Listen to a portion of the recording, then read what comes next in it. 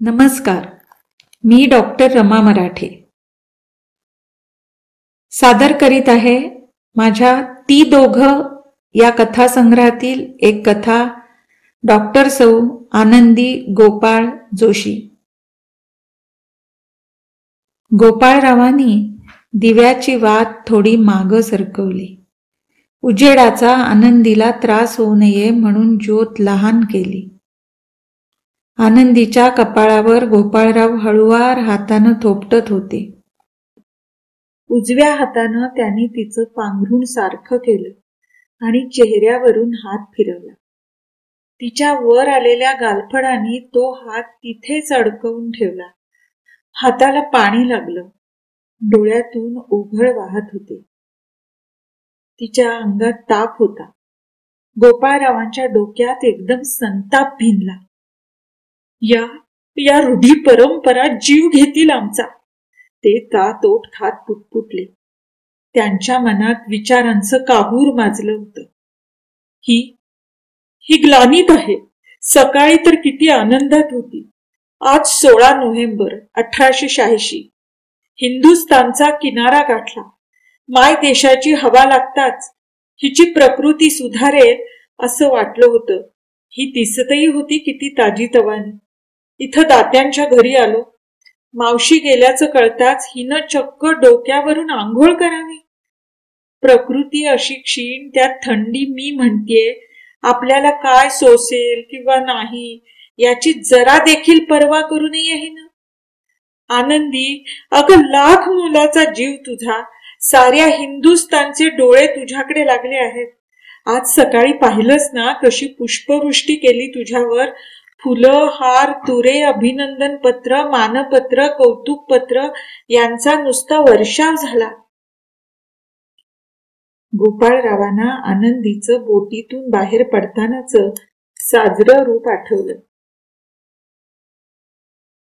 आता हिंदुस्थानचा किनारा दिसणार म्हटल्यावर तिच्या मनाला अगदी उमेद उभारी आली होती. आपली माणसं, आपला देश, आवडतं भोजन हे सारं मिळणार म्हणून ती किती उल्हसित झाली होती. स्वदेशाचा वाराही जडू तिचा सारा शीण घालवणार होता. पहाटे पहाटेच तिनं गोपाळरावांना उठवलं होतं. हिंदुस्थानच्या भेटीची ती तयारी करू लागली होती. तिनं त्यांना पेटीतून लुगडी काढून द्यायला सांगितली. वर 2 लुगडी होती.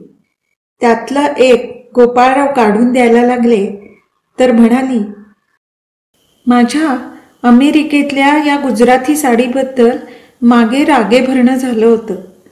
आता अमेरिका सुटली आणि ती वेशभूषाही. तळात काळी चंद्रकळा आणि धारवाडी खणाची चोळी आहे ना, ती द्या. नथ, उडी, बुगडी सारं तिनं मोठ्या हौशीनं घातलं.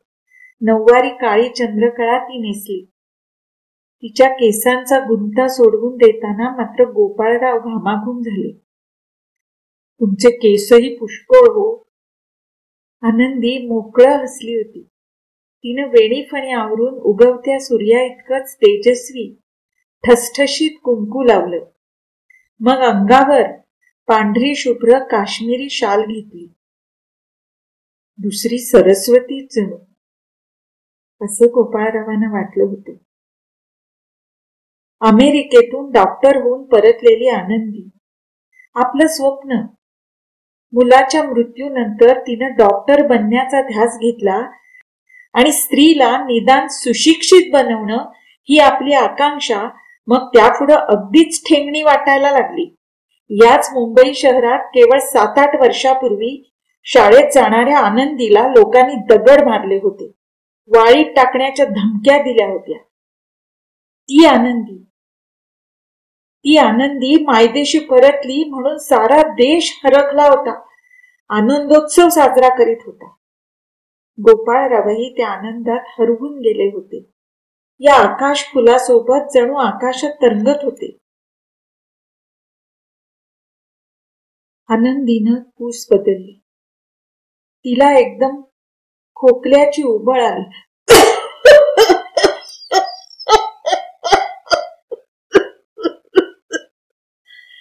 गोपाळरावांनी तस्त पुढं केलं. आनंदानं चौखूर उधळलेलं त्यांचं मन एकदम लगाम खेचला जावा आणि आसूड अंगावर पडावा तसं दचकलं. त्यांना अमेरिकेतले शेवटचे दिवस आठवले. पदवीदान समारंभानंतर आणखी काही दिवस अमेरिकेत राहावं असं गोपाळरावांच्या मनात होतं.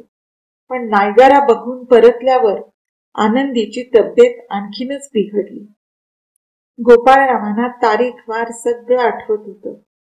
31 ऑगस्ट ते 9 सप्टेंबर तिला फिलाडेल्फियाच्या वुमन्स हॉस्पिटलमध्ये ठेवावं लागलं होतं. सगळ्या तपासण्या, परीक्षा, उपचार चालू होते. पण शरीर खंगत चाललेलं. डॉक्टर बॉडलेबाई रोज पाहून जायच्या. एक दिवस त्यांनी गोपाळरावांना बाजूच्या खोलीत बोलावलं. मान खाली घालून त्या म्हणाल्या, तुम्हाला एक सुचवावंसं वाटतं. आनंदीसाठी ही हवा योग्य नाही. तिला येथे बरं वाटणार नाही. तुम्ही तिला हिंदुस्थानात घेऊन जा. कोणत्याही आजाराला मायदेशाची हवा चांगली.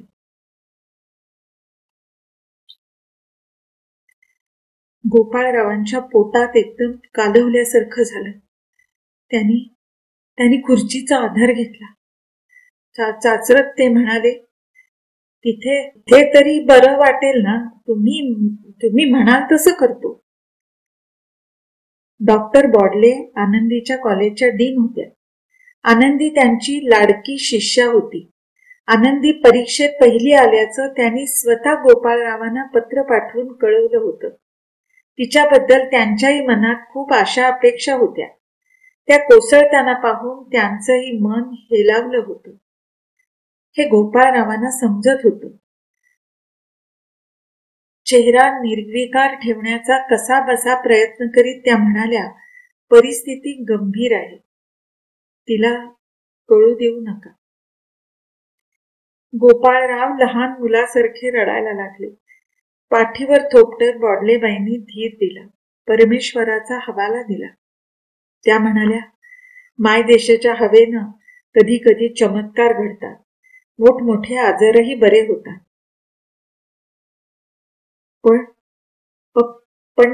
पण म्हणजे आनंदीला झालं असेलच ना स्वतःच्या आजाराचं निदान. बोटीत ती म्हणाली, मला वैद्यराज बापूसाहेब मेहेंदळ्यांचं औषध घ्यायचंय. ते धन्वंतरी आहेत. ते धन्वंतरी आहेत. त्यानं मी बरी होईन. मग ग्रीनवूड कंट्रीतली आत्म्यांसाठीची बांधलेली घरं पाहताना ती इतकी गंभीर का झाली होती? त्यातलं एक घर आपल्यासाठी घेऊया असा हट्टच धरून बसली होती. मेपल वृक्षाच्या तांबड्या पांढऱ्या पानात दडलेली ती सुंदर बंगली तिला आवडली होती. कसली चाहूल लागली होती तिला. गोपाळराव विचारांचा गुंता सोडवत होते. पाणी हवंय. गोपाळराव उठले. त्यांनी दिवा मोठा केला. आनंदीला डबडबून घाम आला होता. त्यांनी पाठीखाली हात घालून तिला उठवून बसवलं. पाणी दिलं. घाम पुसला. कसं वाटतंय आता? असं हळूवार विचारलं. त्यांचे डोळे, आवाज सारंच ओलावलं होतं. दुसऱ्या दिवशी सकाळी तिनं डोळे उघडले तेव्हा सुबोध पत्रिकेचा अंक घेऊन गोपाळराव खोलीत शिरत होते. मोठ्या हर्षानं त्यांनी तिला वाचून दाखवलं. आम्हास लिहिण्यास आनंद होतो की आमचे देशबांधव व मित्र राजमान्य राजश्री गोपाळराव जोशी हे आपला सर्व हेतू साधून आपले कुटुंब सौ डॉक्टर आनंदीबाई यास उत्तम प्रकारचे इंग्लिश शिक्षण देऊन त्यास डॉक्टरी MD ची पदवी अमेरिकेत मिळवून देण्याचे यश मिळवून उभयता ईश्वर कृपेने मंगळवारी प्रातःकाळी स्वदेशी सुखरूप परत आली. आमच्या देशातून दूर परदेशी जाऊन एकटे राहून अभ्यास पूर्ण करून परीक्षा देऊन डॉक्टरची उत्तम पदवी संपादून स्वदेशी परत येण्याचे हे पहिलेच उदाहरण आहे. त्यातही समाधान मानण्याची अशी गोष्ट आहे की परदेशी स्वधर्मरक्षण जेवढे करवेल तेवढे करून व आपल्या स्वदेशीय चाली रीतीभाती कायम राखून आनंदाने व प्रेमाने स्वदेशाची सेवा व परोपकार करण्याच्या इच्छेने दोघेही परत आली आहेत. त्यांचा थाटमाट, दामडौल व अमेरिकेच्या प्रवासाच्या महायात्रेचा फुगारा आणि ताठा वगैरे काही नसता सर्व साधा बोळा प्रकार पाहून आम्हास तर फारच समाधान झाले. आनंदी क्षीण हसली आणि म्हणाली, यासाठीच काल डोक्यावरून स्नान केले हो. परदेश गमन झाले तरी देशनिष्ठा धर्मनिष्ठा तसूभरही कमी झाली नाही. हेच हेच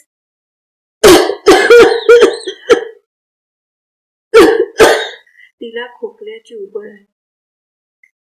तू तू बोलू नकोस हो अधिक काही. गोपाळरावांनी उणउणीत पाण्यानं तिचं तोंड पुसलं. थोडं गरम पाणी प्यायला दिलं. त्यांना वाटलं, हिला सांगावं का ही किती आजारी आहे ते. या असल्या सत्व परीक्षा हिला आता झेपणार नाहीत हे तिला कसं समजवावं. बाहेर माणसांची नुसती रीग लागली होती. मोठमोठे लोक भेटायला येत होते. काल रात्रभर कण्हत कुथत होती ती हीच का आनंदी, असा प्रश्न गोपाळरावांना पडला. वर्तमानपत्राचे लोक आणि इतरांनाही आनंदी मोठ्या संयमाने नम्रपणे समयोचित उत्तर देत होती. एवढं बोलणं श्रम सहन होतील का हिला? हिला काय झेपेल आणि काय नाही याचा विचार आपण कधी केला नाही.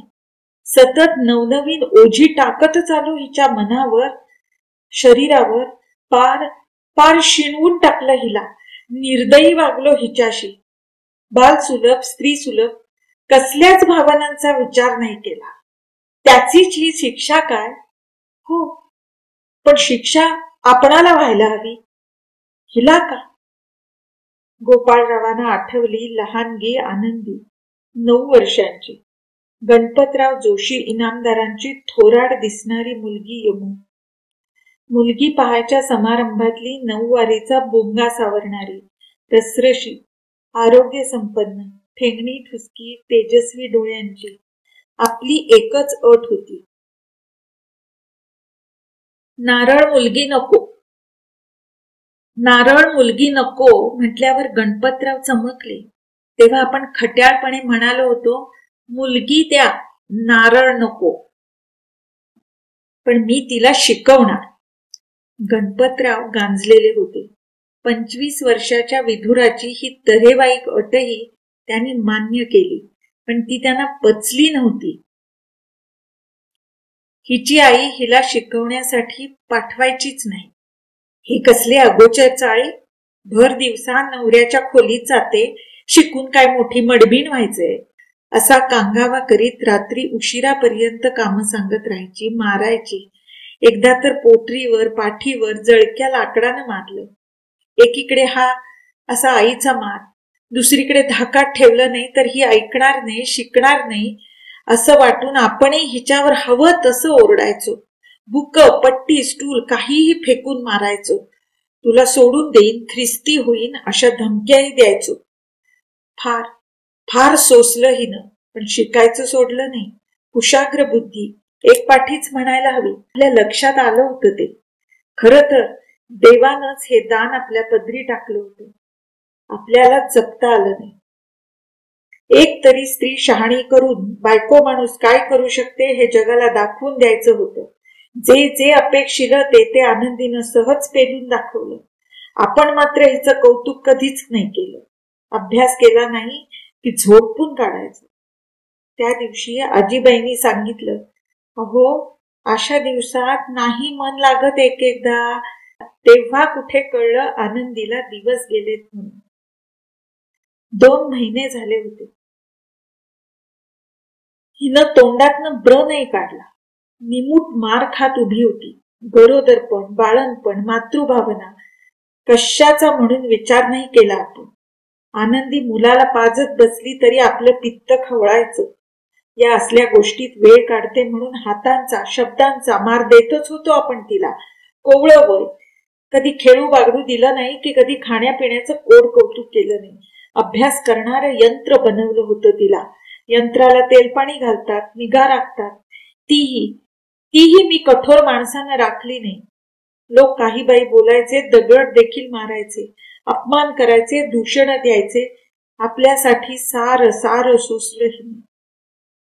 पण म्हणून आपण कधी हिला मायेनं चुचकारलं नाही, कुरवाळलं नाही, सतत सतत जरबेत ठेवलं, धाक दाखवलं. गेल्या मार्च मध्ये तिनं पैसे पाठवण्याविषयी लिहिलं होतं. आपण तिच्यावर खर्चिक झाल्याचा आरोप केला. तिनं उद्वेगानं लिहिलं होतं, मला अंगावर आभूषणे घालण्यास पैसा नको आहे, तर मला अत्यंत आवडतो असा जो अभ्यास त्याकरिताच पैसा हवा आहे. त्याशिवाय मला काही एक करता येत नाही. प्रत्येक पावलास त्याची आवश्यकता लागते. आपण तिला कधी समजूनच घेतलं नाही. ती अमेरिकेत तिकडे एकटी होती. परका देश, परकी माणसं, अभ्यासाचा ताण, थंडी, दारिद्र्य, त्यात आपण तिला पत्रातून धारेवर धरलेलं. जन्माची खोड. इतक्या सद्गुणी पत्नीवरही नाना आरोप केले, छचोरपणाचे, गर्विष्ठपणाचे. तिच्या मनाला यातना दिल्या. आपल्या मनाचा जणू दगड झाला होता. नियती म्हणाली, भोग आता आपल्या कर्माची फळं. आनंदीचा असा खंगत चाललेला देह पाहायला लागणं हा नियतीनं माझ्यावर उगवलेला सूड असावा. आनंदीच्या जीवाला स्वस्थता, आराम कधी मिळालाच नाही. आपण तो कधी लाभू दिला नाही. सतत तिला धारेवर धरलं. तिचं मन राखण्याचा कधी म्हणून यत्न केला नाही. का का का असं केलं आपण? धाक दाखवला की ही म्हणेल तसं करते, हेच आपल्या तरकटी डोक्यात. तिनंही आपण म्हणू तसं केलं. मनाला, शरीराला राबवण्यास कधी कमी केलं नाही. निमूट सोसत राहिली. कधी तिनं सांगितलं तरी आपण दुर्लक्ष केलं. श्रमली बिचारी, थकून गेली. आपणच आपल्या पायावर कुऱ्हाड मारून घेतली. आनंदीच्या रूपातलं आपलं स्वप्न एकाएकी भगभगीत प्रकाश पडून दिवा विझला. सर्र झालं गोपाळरावांच्या मनात. फार अशुभ वाटलं ते त्यांना. काळोख असह्य वाटत होता. गोपाळराव आगपेटी शोधू लागले. हाताशी येईना पटकन. खोलीपेक्षाही मन अंधारलेलं होतं. दिवसभर भेटायला येणाऱ्या लोकांनी आनंदी वेढलेली असते, थकून जाते.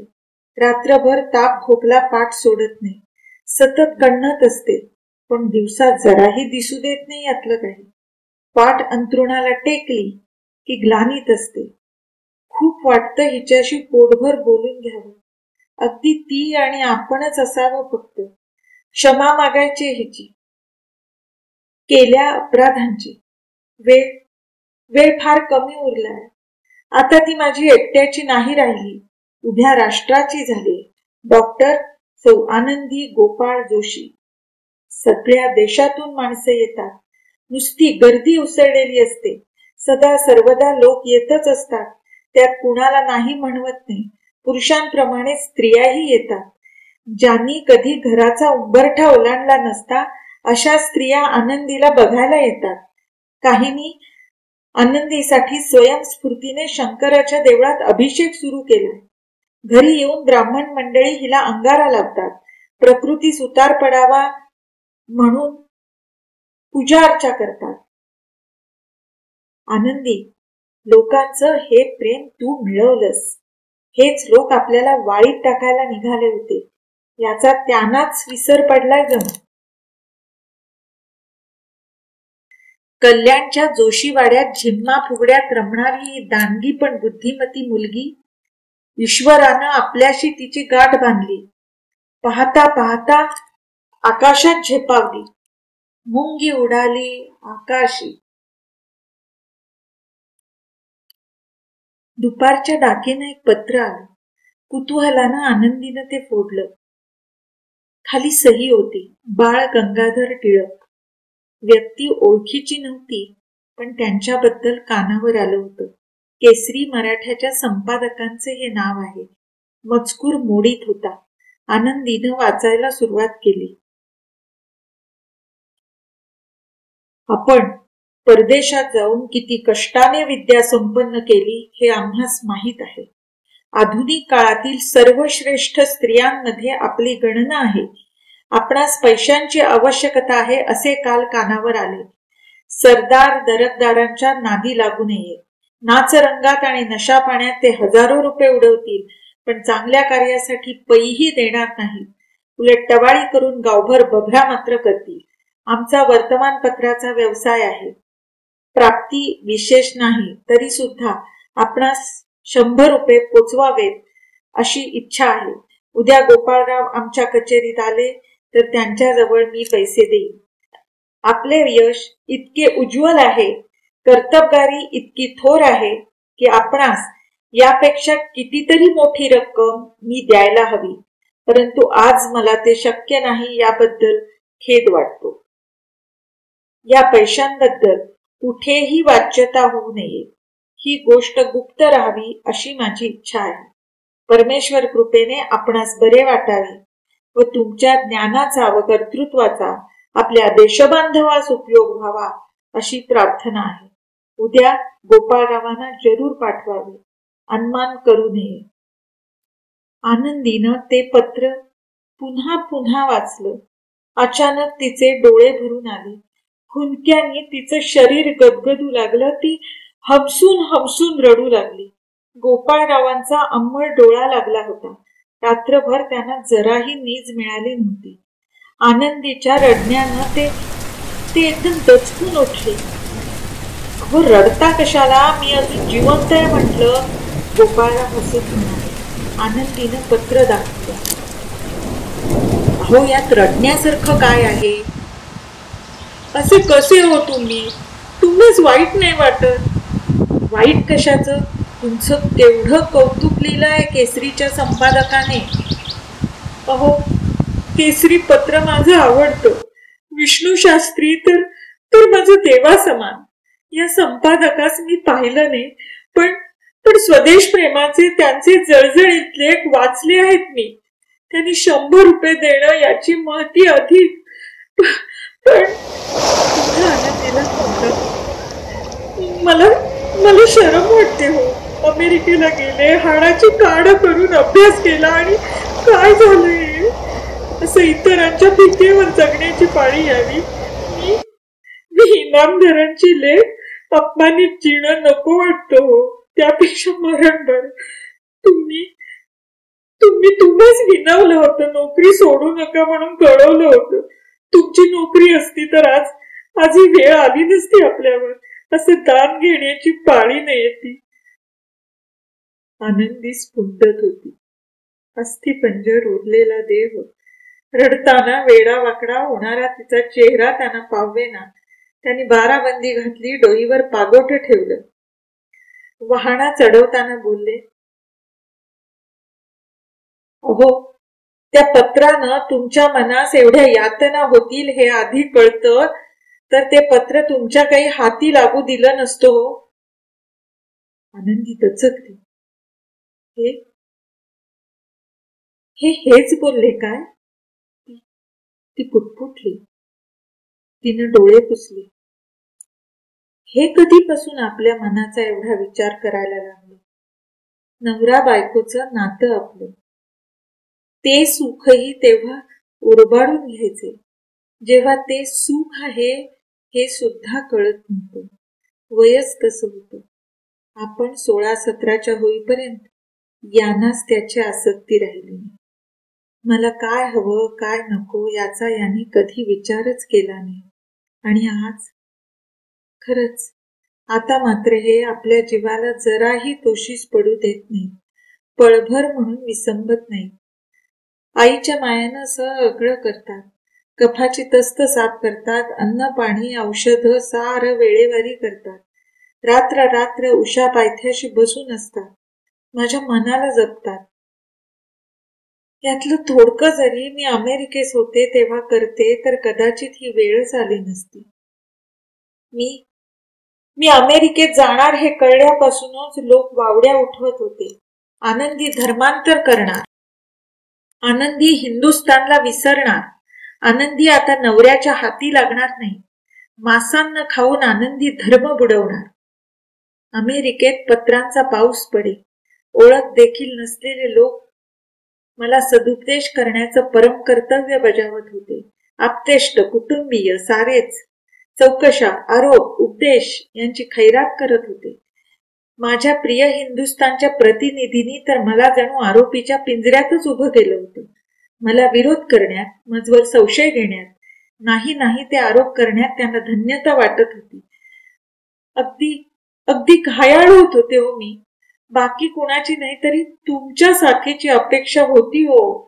हे समाजाविरुद्धचे युद्ध आपण दोघांनी मिळून सुरू केलं होतं. आपलं दोघांचं होतं ते, आणि तुम्ही मध्येच साथ सोडली. गोपाळरावांच्या पत्रातली जहरी वाक्य आनंदी भोवती फेर धरून नाचत होती. मध्ये हतबल आनंदी. आनंदीला नवऱ्याचा विसर पडला. आनंदीला गर्व झाला. तिला नवऱ्याला पत्र लिहिण्याचा कंटाळा येतो. ती पूर्वीसारखी उरली नाही. अहो तुम्ही तर मला अंतर्बाह्य ओळखत होता, पण मला बेईमान ठरवून साऱ्या स्त्रिया इथून तिथून सारख्याच असंही म्हणण्यापर्यंत मजल गाठलीत तुम्ही. आताही संतापानं, दुःखानं, असहाय्य वाटून आनंदी थरथरायला लागली, पण मनातलं वादळ शमेन. फोटोत साडीचा पदर किंचितसा सरकलेला पाहून तुम्ही माझ्यावर चौचालपणाचे, हलगर्जीपणाचे, निष्काळजीपणाचे आरोप केलेत. थंडीपासून बचाव व्हावा म्हणून विकच्छ साडी नेसते म्हटल्यावर तुम्हाला आनंदी छछोर वाटायला लागली. अमुक एक प्रकारची चोळी का घातलीस म्हणून जाब विचारलात. आनंदीच्या घशात पुन्हा एकदा दाटून आलं. तिनं उसासा टाकला. मनात विचारांची आवर्तनं सुरूच राहिली.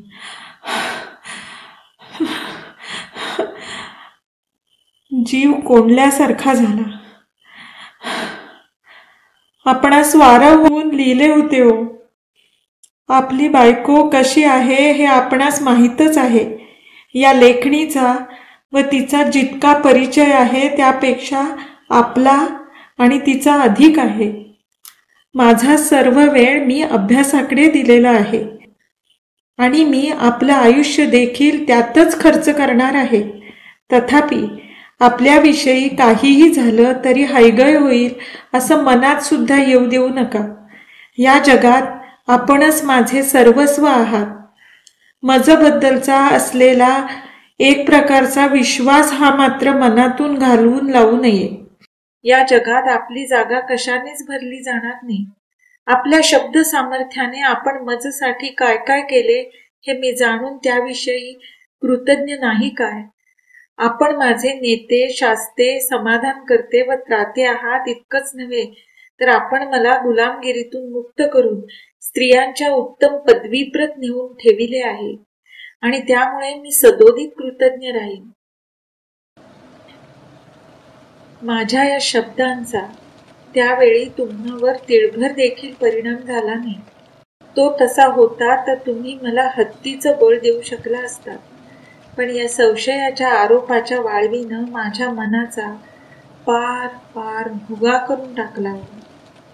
वाईट एवढ्याच वाटतं की माझ्या रूपातलं तुमचं स्वप्न लयास गेलं, संपलं सगळं. गोपाळरावांनी आत येऊन दिवा लावला. त्यांना पाहून पुन्हा आनंदीचे डोळे भरून आले. वाहू लागले. नीरव दम कोंडला.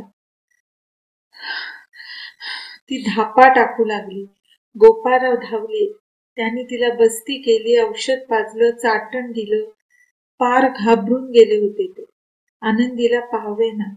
त्यांचा कसनुसा चेहरा, एखाद्या लहान मुलाचं आवडतं खेळणं त्याच्याच हातातून निसटून फुटावं तसा त्यांचा चेहरा दिसत होता. अपराधी, रडवेला. मघाचे सगळे विचार तिनं बळेच आवरले. आता या जर तरचा काहीच उपयोग नव्हता. कारण काहीही असो, पण हे अटळ विधिलिखित असावं. कुंडलीतला अष्टमातला मंगळ क्रांतिकारी कृत्य घडवून अकाली मृत्यू देतो असं वाचलं होतं खरं. प्रार्थनापुढे इलाज नाही. आता पुढच्या प्रवासाची तयारी करायला हवी, महाप्रयाणाची. आपण चाललो आता. अमेरिकेत गेले तेव्हा लगेच विरहाने यांनी फार सुरेख पत्र लिहिलं होतं. या पत्राची किती किती पारायण केली होती आपण. काय काय लिहिलं होतं. आपलं धैर्य व आपला दृढनिश्चय पाहून खरोखरच मला नवल वाटलं. आपल्याविषयी आम्हा सर्वांस फारच अभिमान वाटतो. बायको माणूस असता तुमचं वर्तन फारच शौर्याचं व धीराचं असं होतं. अशी स्त्री खचितच 10 लाखांमध्ये एखादी आढळेल किंवा नाही याचा मला संशय वाटतो. आपल्या वियोगामुळे मला जे दुःख होत आहे त्याचे वर्णन करण्यास मी असमर्थ आहे. मला माझ्या कर्तव्याच्याच कल्पनेनं शेवटपर्यंत धीर दिला होता. हाय हाय, मला वाटतं की मी आपणास फारच निष्ठुरपणाने वागवले. अगदी शेवटपर्यंत आपला संतोष ठेवण्याविषयी मी मुळीच यत्न केला नाही. या पृथ्वीवर परमेश्वराने माझ्याहून अधिक निर्दय मनाचा प्राणी निर्माण केला नसेल. आपण मला क्षमा कराल अशी माझी खात्री आहे. आपल्या मनाची शक्ती पाहून मला वाटते मी आपणापुढे काय पदार्थ आहे. आम्हा सर्वांस विसरून जाऊन हिंदुस्थानची गोष्ट मुळीच मनात आणू नये, कारण आम्ही वास्तविक फारच वाईट लोक आहोत. डायमंड हार्बर येथून तुमचे पत्र आले. मलाही जे पत्र लिहिता आले नसते असे पत्र आपण लिहिले हे पाहून मला फारच आनंद झाला. माझ्या आत्म्यास मुक्ती मिळावी म्हणून ईश्वर तुम्हास दीर्घायू व सुखी ठेवू. तुम्ही अमेरिकेत लोकांस प्रिय होण्याचा यत्न करावा. अमेरिकन लोक तुम्हास फार चाहतात असं ऐकण्याविषयी मी फार उत्सुक आहे. ज्या ज्या ठिकाणी तुम्ही जाल त्या त्या ठिकाणी स्नेह संपादन कराल अशी माझी पक्की खात्री आहे. समुद्रातील प्रवास तुम्हास कितपत सुखावह झाला हे कृपा करून मला कळवा. सविस्तर पत्र लिहून तुमच्या आगबोटीत जे इतर उतारू होते त्यांनी तुम्हास ममतेने वागवले किंवा नाही याविषयी लिहा. तुम्हास यश आले म्हणजे त्यातच मी अत्यंत सुख मानेन. आगबोटीत मी तुम्हास एकटे सोडिले यावरून मी किती निर्दय आहे असं मनात येऊन मला वारंवार खेद होतो आहे. परंतु माझ्या निर्दय अंतःकरणापासून तुमचे हित हो व तुम्ही दीर्घायू व्हावे असे मी इच्छितो. ईश्वर तुम्हास आशीर्वाद देवो. मी निर्दय निष्ठुर आहे, तथापि माझे तुमच्यावर प्रेम नाही असे मला वाटत नाही. प्रत्येक क्षण मला एका शतकासारखा भासत आहे. मी आपल्या सानिध्यात असावं व आपल्या सेवेत तत्पर असावं असं वाटत असल्यास मी उद्याच निघण्यास तयार होईल. शब्दन शब्द आठवतोय ते पत्र आपलं सुखनिधान होतं जणू. त्या पत्रातल्या सारखे हे पुन्हा कधीच मिळाले नाही. तेव्हा हे फार एकटे पडले होते, सैरभैर झाले होते. आता तर आपल्यासाठी पुन्हा परतीची वाट नाही यांची समजूत घालायला हवी. वेळ वेळ फार थोडा आहे. अहो अहो, जरा इकडे यावं. आनंदीची क्षीण हाक. गोपाळराव लगबगीनं आले, अक्षरशः पळतच. आनंदीला त्या तशा अवस्थेतही हसू फुटलं. ही ही ही अशी हसतीये का? ज्वराचा डोक्यावर परिणाम तर नाही झाला? गोपाळराव पाहतच राहिले. त्यांना तिचं ते हसणं भेसूर वाटायला लागलं. आनंदी अजूनही हसतच होती. तिच्या हातात सुबोध पत्रिकेचा अंक होता. जरट कुमारी विवाहाची टिंगल उडवण्यासाठी गोपाळरावांनी गाढवा गाढवीचे लग्न सनई चौघडा लावून आणि छापील निमंत्रण पत्रिका काढून साजरे केले ही बातमी त्यात होती. आनंदीला गोपाळरावांच्या जगावर रुसलेला कावलेला द्वाड मुलगा दिसू लागला. तिला खूप बोलायचं होतं त्यांच्याशी. आपण आता नाही बोललो तर बोलायचं राहून जाईल अशी भीती तिला वाटली. तिनं मनातल्या मनात आवराआवर सुरू केली होती. केव्हाही कुठल्याही क्षणी निघावं लागणार होतं.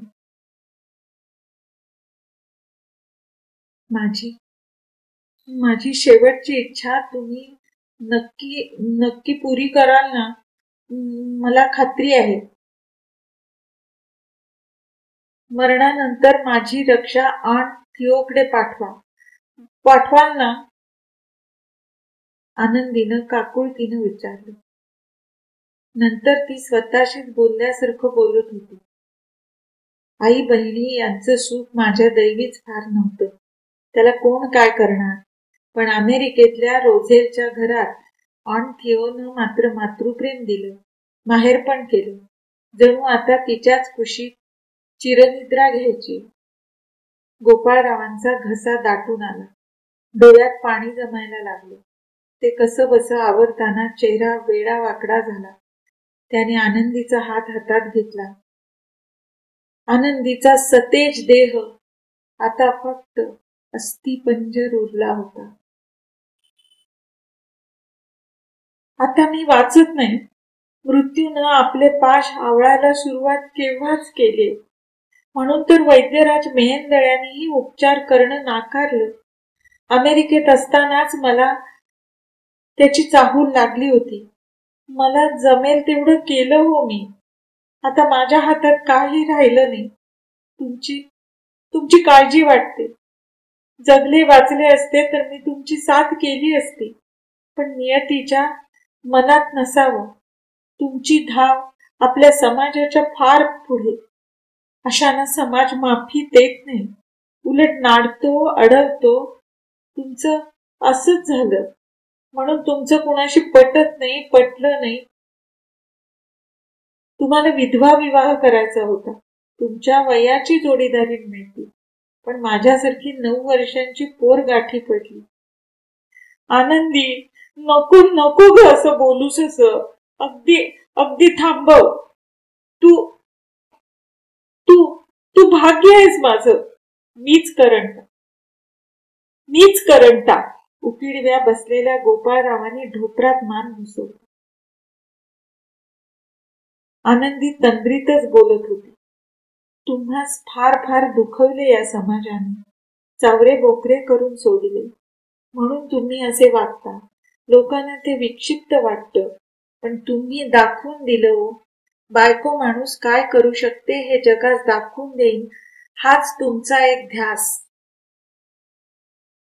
त्यासाठी जीवाचे रान केलेत अगदी.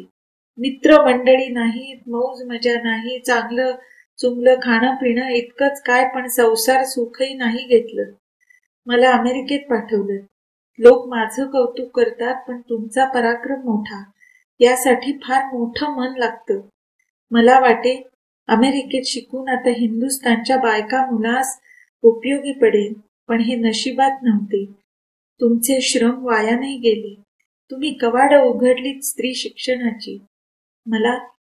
मला तुमचा फार फार अभिमान वाटतो हो. आनंदी, नको ग बोलू आता. श्रम झेपणार नाहीत तुला. नीच जरा वेळ. उद्या बोलू. उद्या? आनंदी हसली. गोपाळरावांना ते हसू फार केविलवाणं वाटलं. विजताना भगभगणाऱ्या दिव्यासारखं. गोपाळरावांना कुणी एक हिमालयातला साधू भेटला होता. त्यानं कसलीशी मुळी दिली होती. क्षयरोग नक्की बरा होईल म्हणाला. औषध जालिम होतं. पथ्य फार कडक होतं. मुळी दुधातून उगाळून द्यायची होती. 7 दिवस फक्त दूध. पाणी अजिबात द्यायचं नव्हतं. तुमच्या समाधानासाठी घेईन बापडी. पण आता मी या साऱ्याच्या पलीकडे गेले आहे हो.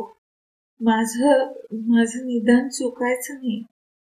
एवढ्या बोलण्यानेही आनंदी थकून गेली. शरीर खंगलं होतं, पण मनाची प्रगल्भता जराही कमी झाली नव्हती. मनात विचारांचा झंझावात चालूच होता. हलकल्लोळ उसळला होता. डीन डॉक्टर बॉडलेनी एकदा वर्गात बोलता बोलता बेडकाची गोष्ट सांगितली होती. Boiled frog syndrome. आपलाही असाच उकडलेला बेडूक झाला म्हणायचा. बेडूक हा प्राणी ॲम्फिबियन म्हणजे पाण्यातही राहू शकतो आणि जमिनीवरही. त्याला सभोवतालच्या वातावरणानुसार पाणी, हवा जे काही असेल त्याच्या तापमानानुसार म्हणजे शरीराचं तापमान कमी जास्त करून जुळवून घेता येतं. पण त्याची ही क्षमताच त्याचा बळी घेऊ शकते. म्हणजे असं की एखाद्या भांड्यात बेडूक आणि इतर प्राणी ठेवले आहेत अशी कल्पना करा. या पाण्याचं तापमान वाढवावयास सुरुवात केली तर इतर प्राणी ते सहन करू शकत नाहीत आणि चक्क भांड्याबाहेर पलायन करतात. बेडकाच्या विशेष क्षमतेमुळं तो मात्र आपल्या शरीराचं तापमान बदलतो आणि भांड्यातच राहतो, पळ काढत नाही. हळूहळू पाण्याचं तापमान अशा मर्यादेपर्यंत जातं की यापुढे बेडकाला आपल्या शरीराचं तापमान समायोजित करणं जमत नाही. पण आत्ता त्याच्या अंगात भांड्याबाहेर पळण्याची शक्तीही राहिलेली नसते. शिवाय भांडंही तापलेलं असतं आणि पाण्याचं भांड्याचं तापमान क्षणाक्षणाला सतत वाढत असतं. तात्पर्य, वेळीच बाहेर न पडल्यामुळे बेडूक उकडून मरतो.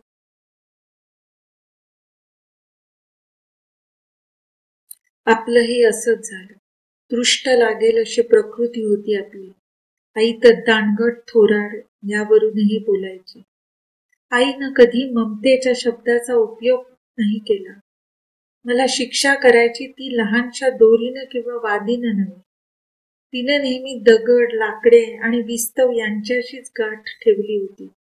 गोपाळरावांचे सतत वटारलेले डोळे, तुला टाकून देईन, ख्रिस्ती होईन म्हणून धमक्या, 10व्या वर्षी अंगावर मोडलेली लाकडे, 12व्या वर्षी फेकून मारलेल्या खुर्च्या, बुके, 14व्या वर्षी अंमलात आणलेले नाना प्रकार, हे सर्व त्या त्या वयाच्या व शरीराच्या मानाने अतिच कडक होते.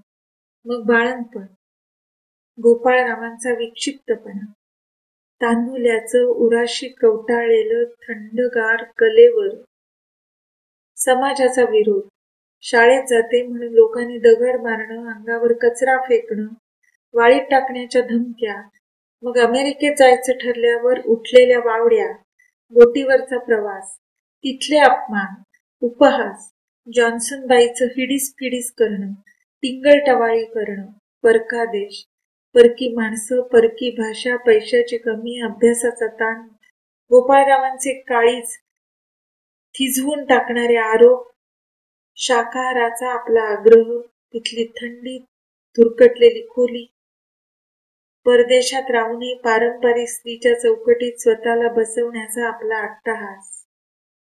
रमाबाईंनी मांसाहार स्वीकारला, आपण नाही. चुकलं का आपलं? कुणाला ठाव. पण शरीर कुपोषणाचा बळी ठरलं. तोच तो उकडलेला बेडूक झाला म्हणायचा. शरीरास, मनास फार फार राबविले आपण. अतिशयच कष्टविले. निमूट सगळे सहन केले. का? हेच प्राप्त नव्हते का? भारतीय स्त्रियांचा ज्या रोगापासून उद्धार करावा असं मनात होतं त्यातल्याच एका रोगानं, क्षयानं आपल्याला गाठलं. तूर्त पोखरून टाकलं. स्वदेशासाठी काही करायचं मनात होतं. सगळं राहूनच गेलं. माझ्या मनात मृत्यूघंटा तेव्हाच वाजायला लागल्या होत्या. आता मरण अटळ आहे हे समजूनच नंतर प्रत्येक क्षण मी सर्वस्वानिशी जगण्याचा यत्न केला. मरणानंतर हिंदूंना जाळण्यात येतं हे ऐकून कॅरोलिन डॉल केवढी शहारली होती. आपणच तिला दिलासा दिला होता. मला यातून काहीच इजा होणार नाही. माझ्या शरीराला अग्नीचा स्पर्श होण्यापूर्वीच प्राण निघून गेलेला असेल. मृत्यू पावला पावलानं जवळ येतो. केव्हाही तो घास घेईल. अवघ्या 22 वर्षाच्या आयुष्यात बरे वाईट किती अनुभव घेतले आपण. खूप श्रीमंत म्हणायची मी या अनुभवांच्या बाबतीत. जगलेले सारे क्षण एक एक करून तिच्या मनात उभे ठाकत होते आणि तरंगत लांब जात होते. हलकं वाटत होतं. हलकं वाटत होतं. स्वप्नात दर्शन देणारा तो पराक्रमी पूर्वज, लाड करणारे आपले तात्या, आईचे मारणारे हात, पाठीशी घालणारी आजी, गोपाळरावांचे वटारलेले डोळे, त्यांचं शिकवणं, बक्षीस म्हणून आणलेले बूट आणि ते घालून अलिबागच्या रस्त्यानं दोघांचं समुद्रावर फिरायला जाणं. इंग्रजी शिकण्यासाठी त्या मडमेच्या पायाशी बसून टांग्यातून शाळेत जाणं. डॉक्टर होण्यासाठी अमेरिकेत जाण्याचं नक्की होणं. ऑन थिओशी केलेला पत्रव्यवहार. टाळ्यांच्या गजरात विसर्जित झालेली श्रीरामपूरची जाहीर सभा. आपलं इंग्रजी भाषण. समुद्र लाटांवर हेलकावणारी सिटी ऑफ कलकत्ता. रोझेल स्टेशनवर ऑन थिओची भेट आणि जन्मांतरीची ओळख असल्यासारखी मारलेली गळामिठी. कॉलेजमधली ऑपरेशन थिएटर्स. टेबलांवर पसरलेले विच्छेदित मानवी देह. मानवी देहाला आपण आतून बघितले. शरीराला ग्रासणारे रोग अभ्यासले. ऑन थिओचं ते खळखळून हसणारं घर. बावल्यांशी खेळणारी हेलेना आणि गळ्यात गळा घालणारी एमी. बर्फाचा स्नोमॅन आणि टाळ्या पिटणारे अंकल बेनी. माझी लाडकी ऑंट. कुठे कुठे गेले हे सारे? मला त्यांच्या जवळ जायचे, खूप जवळ. त्यांच्या कुशीत चिरविश्रांती घ्यायची. आपली रक्षा ऑन थिओकडे पाठवण्याचं यांनी कबूल केलंय. म्हणजे नक्की पाठवतील. तिला देखील आपली ही इच्छा माहीत आहे. ग्रीनवूड कंट्रीतली ती आत्म्यांसाठीची छोटी घरं, मेपलच्या पानांनी आच्छादलेली ती सुंदर बंगली मी दाखवली होती यांना. ते छोटं कबलारू घर माझ्यासाठी विकत घेऊया असं म्हटलं होतं. कसा असेल माझा आत्मा? इवलासा धुक्याचा ढग की एखाद्या तेजस्वी ज्योतीसारखा? त्या त्या औषधानं, दुधातल्या औषधानं अंगाची आग होतीये नुसती. पाणी नाही घ्यायचं म्हणे. पाणी नाही घ्यायचं म्हणे. त्यामुळे काय होईल? मृत्यू. मृत्यू. मला कवटाळायचे त्याला. नाही सहन होतो आता. नाही सहन होतो आता. 3 दिवस झाले शरीरातून पोळते नुसतं. द्या मला पाणी, द्या आता. द्या पाणी मला. औषध सुरू केलं तेव्हा सासूबाई म्हणाल्या होत्या की आधी तरी पाणी पिऊन घे, पण नव्हतं घेतलं निग्रहानं. आता जीव तळमळतो. पाणी पाणी पाणी हवंय मला. द्या द्या पाणी द्या. हे संध्या करतायत. उठले वाटतं. ते पाणी तुळशी वृंदावनात नकाव टाकू. द्या द्या मला द्या ते पाणी. ऐकावं माझं. ऐकलं. मिळालं पाणी. पाजलं याने. ऐकलं माझं. केव्हापासून भेडसावणारा मृत्यू येईल आता. मी तर केव्हापासूनच तयार आहे. हे मृत्यू, मी कधीच स्वीकारलंय तुला. म्हणून नंतरचा प्रत्येक क्षण आसासून जगले. पदवीदान समारंभ, पुन्हा हिंदुस्थानचा किनारा, हे सगळं मिळेपर्यंत दूर राहिलास. खूप झालं. मरणम प्रकृती शरीराणाम. मरण दुःखद नसतंच. सुटका करते ते जीर्ण शरीराची यातना तू. आत्मा अविनाशी आहे. वासांसी जीर्णानी यथा विहाय. माझा पुनर्जन्म नक्की होईल. फिरूनी नवे जन्मेन मी, अनेक रूपात. माझ्या प्रिय हिंदुस्थानची सेवा करायची. परमेश्वर निष्ठुर नाही. माझी एवढी इच्छा तो नक्की पुरवेल, नक्की पुरी करेल. जीवनाच्या प्रदेशातून पाहताना मृत्यू गूढ वाटतो, अंधकारमय. मृत्यूच्या प्रदेशातून पाहताना जीवन कसं दिसत असेल?